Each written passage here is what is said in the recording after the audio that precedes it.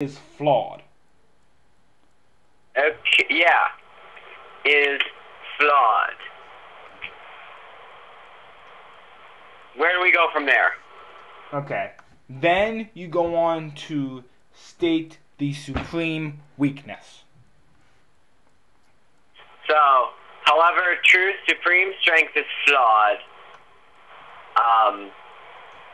However, truth's supreme strength is flawed. Its weakness is...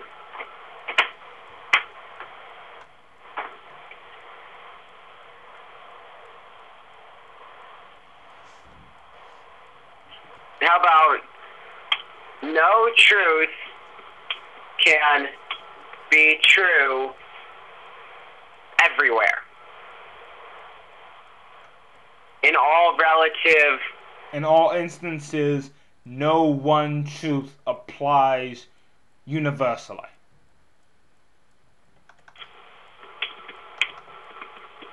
In all instances, no truth... I guess you should... No.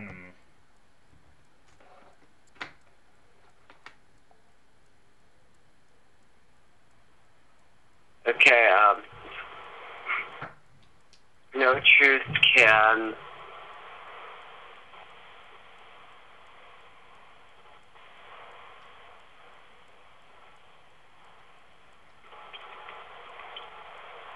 No truth can apply in all instances. Correct.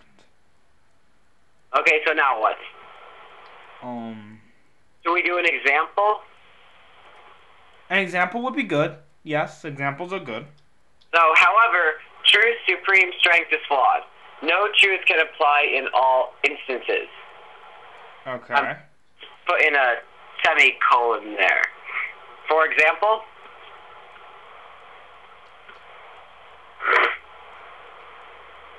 What was the example we used? Aside from the blind woman, because that doesn't... Oh, the earth in life. How about I say, in the case of life on Earth, the truth of Earth's existence does not apply in other dimensions or on a quantum mechanical scale. Earth is not there. Do not use quantum mechanics unless you are prepared to explain it. But quantum mechanics, in the simplest sense, is kind of understood. It says that all that thing about atoms and all that makes us, well, we found that they aren't really there. Okay.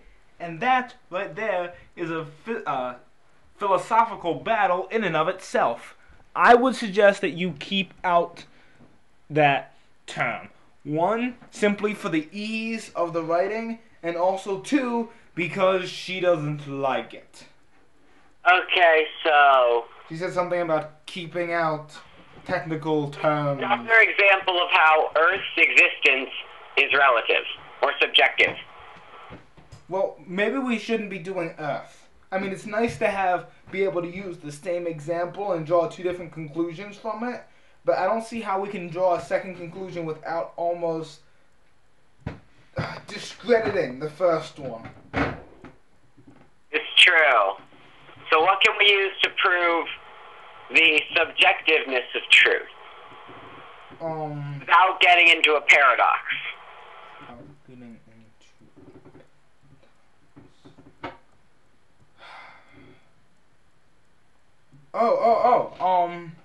I was thinking we could use maybe some sort... no, that won't work. Though this general idea might work, the actual examples might not. You know how Obama had the healthcare summit, and then they all like, let's fact check Obama, and all the fact checks came back and they said, well, they're both right. You know how they did that? We could do religion. Just like say what one person sees as true in one theology, and they discredit another person does the reverse.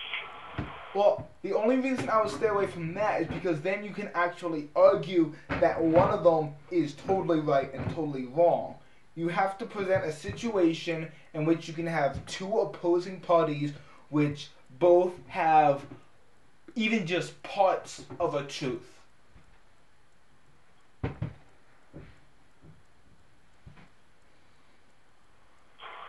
So, like,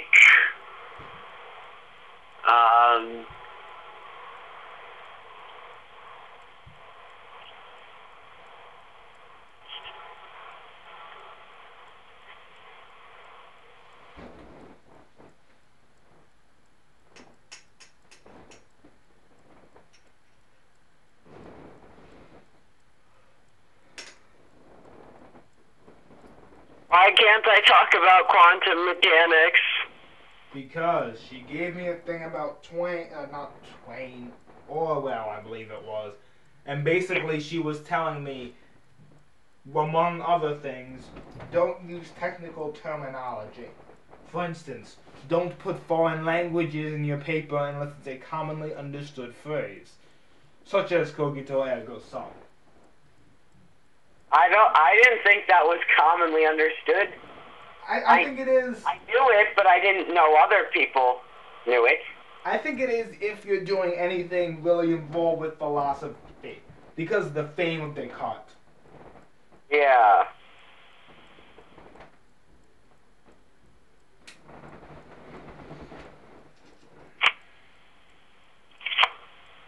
So we need two parties with a generally accepted, in some form we can say that's true somehow, but not always. Yes. That we can argue in that there being two truths that are opposing each other. Clearly, even though they're both true, truth is not Absolute. pervasive because it's attacking itself. Yeah, it therefore must be relative because you're having two truths which counteract each other but are both still valid.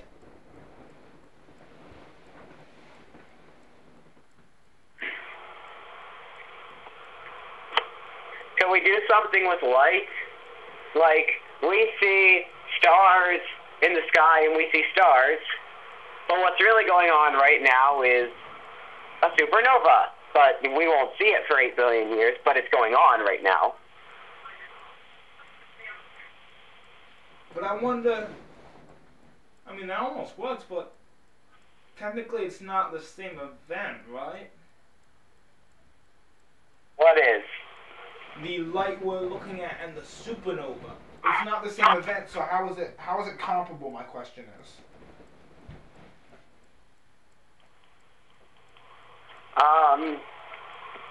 Well, when we see the light, say 8 billion years from now, we will see the supernova exactly as it happened now, in the 8 billion years minus.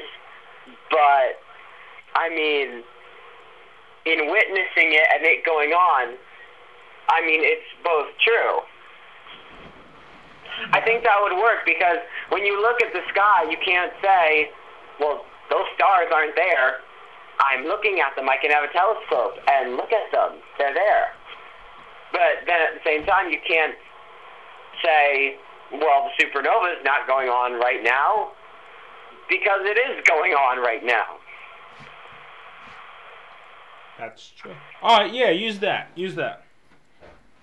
That's not too technical.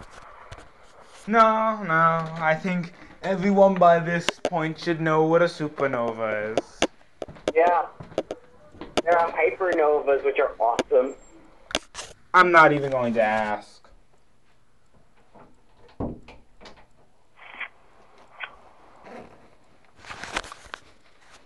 truth can apply in all instances. Should I use for example again? Sure, put it in. If we want to change it later, we can. Okay. For example,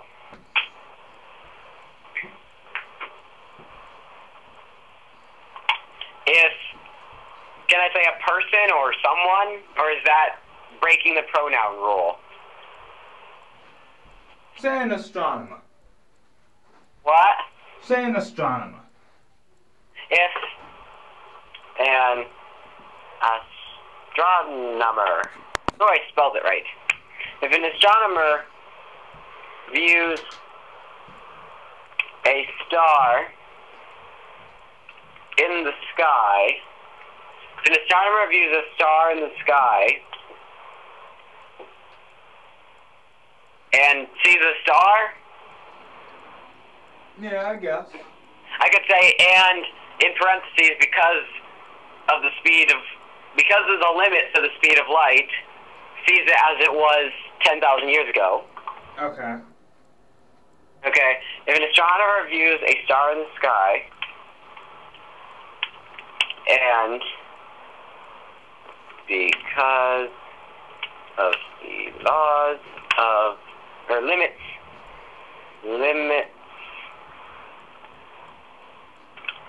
of light speed. Why is light speed not a word? Is it 2 words? It says light as in Lights space peed, P-E-E-D. The Mac says that's correct. Huh. Light speed? The lights peed. Right then. Because of the limits of the speed of light, perceives it as it was. Do I have to spell out 10,000? No. Any number over 100, I'm pretty sure you can just put the number. Wait, if the number is like what? I said any number over like 200, I'm pretty sure you can just put in the number.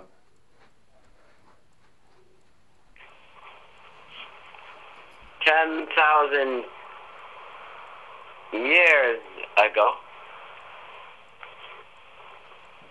Wait. No truth can apply in all instances.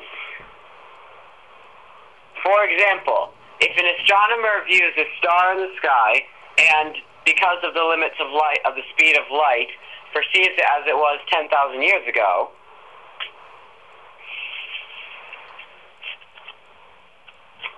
can I put like a comma? Even though a super... Oh, wait, no. 10,000 years ago, his perception of it is true.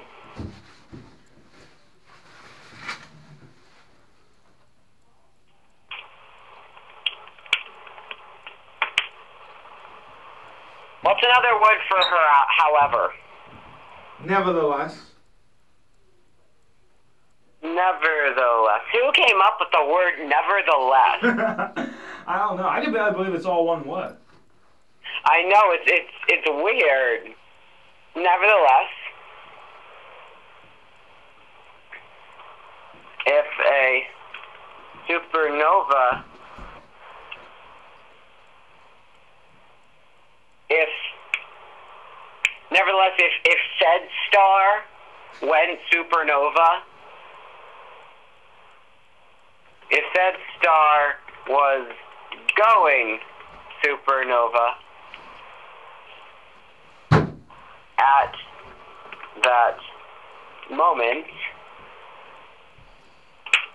even though he would not see it,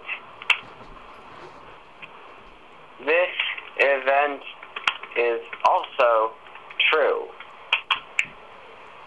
Hey, I wonder if this is how Einstein realized the theory of relativity.